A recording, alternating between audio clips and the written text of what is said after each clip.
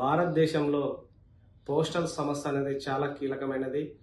మొట్టమొదటిసారిగా east India company Mumbai, Chennai, Kolkata ప్రధాన నగరాల్లో 1764లో ఈ పోస్టల్ సంస్థను ఏర్పాటు చేయడం జరిగింది.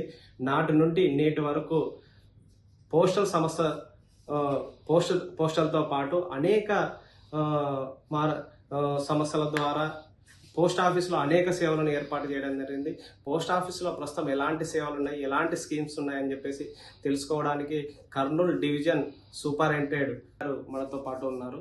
సార్ చెప్పండి, మన కర్నూలులో ఎలాంటి పోస్టల్ స్కీమ్స్ ఉన్నాయి? సో అందరికీ నమస్కారం. నా పేరు Janardhan Reddy, Kurnool postal superintendent. So post ఆఫీస్కి ఇప్పటికి 160 సంవత్సరాలుగా చరిత్ర ఉంది. సో ఇది ఎంతో నమ్మకమైన సంస్థ. సో ప్రజలచే ఆదరణ పొందిన సంస్థ కాబట్టి ఇప్పుడు కూడా దేశవ్యాప్తంగా మనకి 1,60,000 పోస్ట్ ఆఫీసులు ఉన్నాయి. మన కర్నూలు డివిజన్ పరిధిలో మనకి 432 పోస్ట్ ఆఫీసులు ఉన్నాయి. ఈ పోస్ట్ ఆఫీసుల్లో వివిధ రకమైన అంటే ఉత్తరాల బుకింగ్, ఉత్తరాల డెలివరీతో పాటు వివిధ రకాలైన పోస్టల్ పథకాలు కూడా ఉన్నాయి. అందులో ముఖ్యమైనది సేవింగ్స్ అకౌంట్. మనకి ఈ సేవింగ్స్ అకౌంట్కి internet banking, mobile banking, ATM facilities కూడా ఉన్నాయి. దీనికి మనకి 4% వడ్డీ వస్తుంది. అదేవిధంగా పోస్ట్ ఆఫీస్లో మనకి రికరింగ్ డిపాజిట్ అని నెలకి మనం ఫిక్స్డ్గా ఇంత కట్టుకుంటూ 5 సంవత్సరాల తర్వాత మనకి మెచ్యూరిటీతో అమౌంట్ వస్తుంది. దీనికి 6.7% ఉంటుంది వడ్డీ.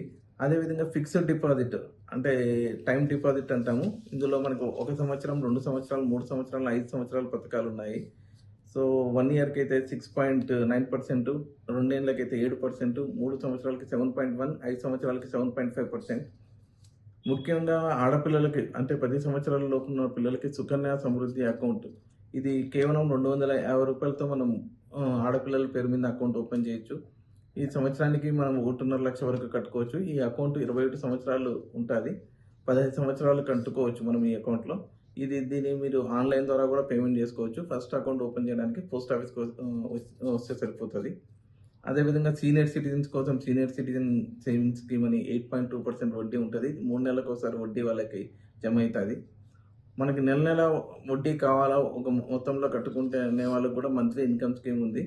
దీనికి కూడా 7.4% వడ్డీ ఉంది. అదేవిధంగా గ్రామీణ ప్రజలకి పట్టణంలో ఉన్న అంటే ఇంతకుముందు కేంద్ర ప్రభుత్వ ఉద్యోగులకి, రాష్ట్ర ప్రభుత్వ ఉద్యోగులకి ఉన్న పోస్టల్ లైఫ్ ఇన్సూరెన్స్, ఇందులో తక్కువ ప్రీమియం, ఎక్కువ బోనస్ ఉంటుంది మిగతా కంపేర్ టు వేరే ఇన్సూరెన్స్ కంపెనీతో పోలిస్తే. ఇది ఇంతకుముందు ఓన్లీ ప్రభుత్వ ఉద్యోగులకు మాత్రమే ఉండేది. ఇప్పుడు డిగ్రీ ఆ పైన చదివిన ప్రొఫెషనల్స్ అందరికి కూడా ఇప్పుడు ఎలిజిబిలిటీ ఉంది. ఇది కూడా ఉపయోగించుకోవచ్చు. అదేవిధంగా గ్రామీణ ప్రాంతాల్లో ఉన్న వాళ్ళకి గ్రామీణ తపాలా జీవిత బీమా అని ఉంది.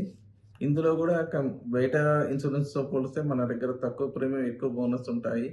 మార్కెట్లో ఉన్న ఇన్సూరెన్స్ కంపెనీలో మన దగ్గర మంచి ప్రోడక్ట్స్ ఉన్నాయి. ఇవి కూడా ఉపయోగించుకోవచ్చు. పోస్ట్ ఆఫీస్లో కొన్ని ప్రత్యేకమైన పోస్ట్ ఆఫీస్లో ఆధార్ సేవలు కూడా ఉన్నాయి.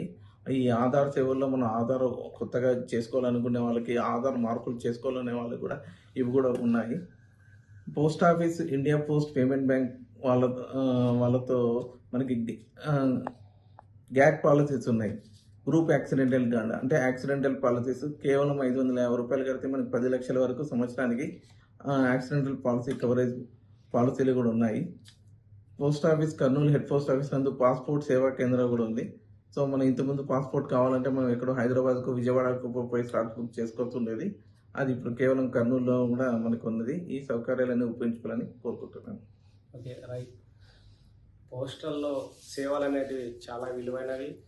వీటన్నిటి ఒక రకమైతే పోస్టల్లో మాత్రం ఎంతో 100% సేవ్ అని చెప్పేసి పోస్టల్ సూపరింటెండెంట్ గారు అయితే తెలియజేయడం జరిగింది.